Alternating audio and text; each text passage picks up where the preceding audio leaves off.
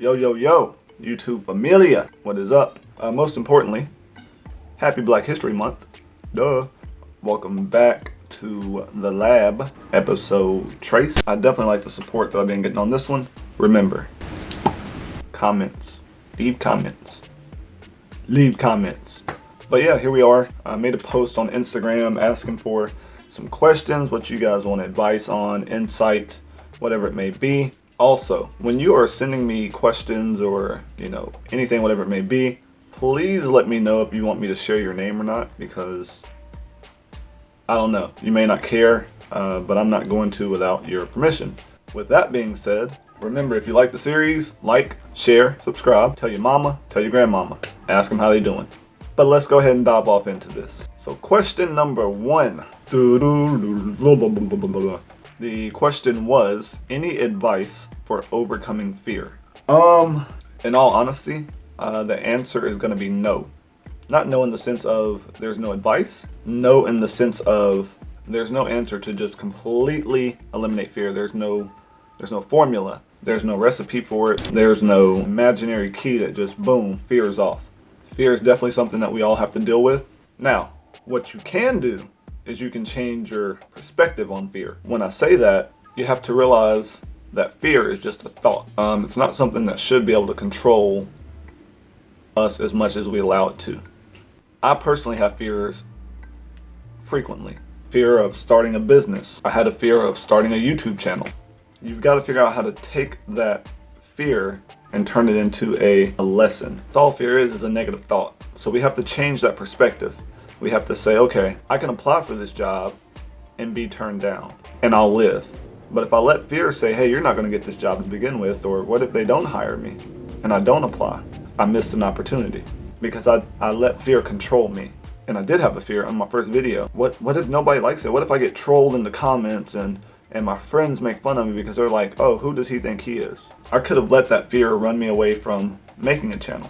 But instead, I approached it with, take a chance. And that's how we have to start looking at fear. A lot of our dreams die from fear, right from the jump. They never get a chance to get off the ground because we're afraid of the disappointment, or we're afraid of the humiliation if we don't get to our goal. You can live with the humiliation, but can you live without taking that opportunity? Imagine if the creators of YouTube said, nobody will ever watch videos on the internet. Why would we want to make this? We've got to learn how to have a shift in our mental that will change our perspective and put us on our destined path for greatness. I can have this thought, but if this thought doesn't serve me a purpose, if it doesn't benefit me, get rid of it. You'll never be able to overcome fear altogether. You can't make it disappear. There's no on and off switch for it. But what you can do is find a way to make that fear serve you for a greater purpose. That was a good question. We'll go ahead and jump off into the next question. Question number 2.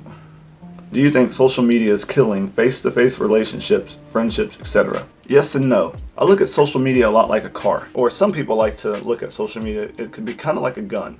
A gun is only as harmful as somebody allows it to be. Same with a vehicle. It has a purpose, but if a drunk driver is behind it, now the vehicle is harmful. I think how we become emotionally tied to our likes than we do our relationship. Now it's an issue. So personally this year, at the beginning of the year, I did a little bit of research. I wanted to see how much time the average person actually spends on their phone. So an average person spends 23 days a year on their phone. 23 days of the entire year on their phone. Now, I have an analytic mind. So the normal mind probably thinks, well, that's not bad. There's 365 days. It's just 23 days, right? Think about that on a deeper level. There's 24 hours in the day.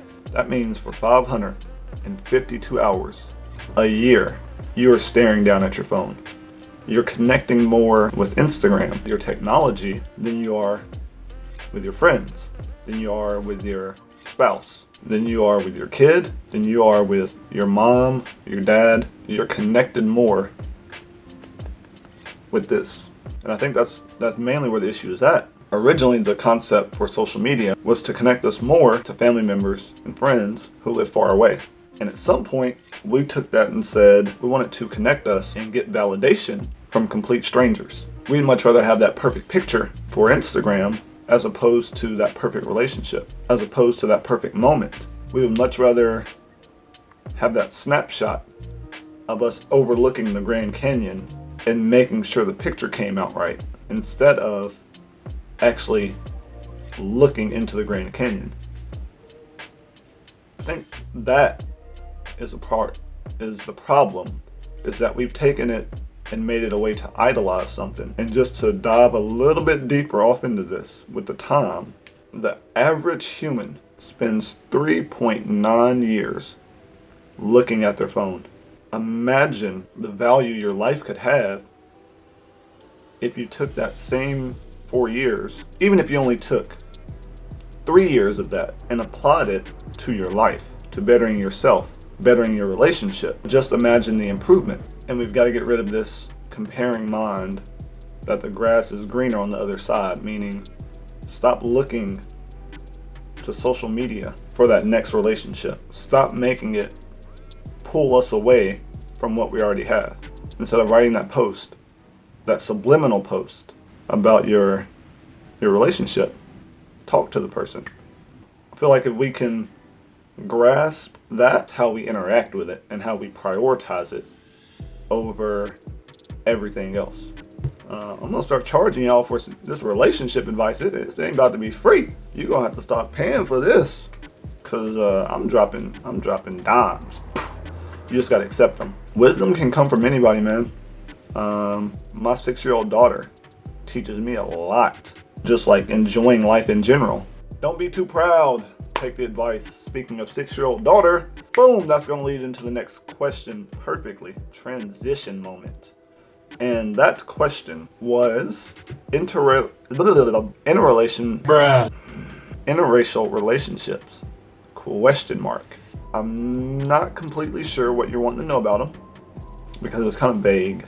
For a very long time, I always believed in liking what I like. I don't put a color on it, a look on it. I fully support interracial relationships, but they're not for everybody. Personal experience, I have dated somebody that their parents didn't support interracial. You stupid. I'm gonna get this right eventually. Interracial relationships, and it puts a huge strain on a relationship if mom and dad aren't okay with it. With that being said, me personally, I love them. Make mixed babies. Populate the world with them. Now, if you're in an interracial relationship, you have to understand that you're going to get looked at differently. It is what it is. You signed up for it. Don't take offense to it. There's a lot of territory that comes with it. Be prepared for a little bit of everything when it comes to oh my God. When it comes to an interracial relationship. Me personally, I approve. Double thumbs up. For women, if you like your men like you like your coffee, do you. Same thing for men. But be in it all the way.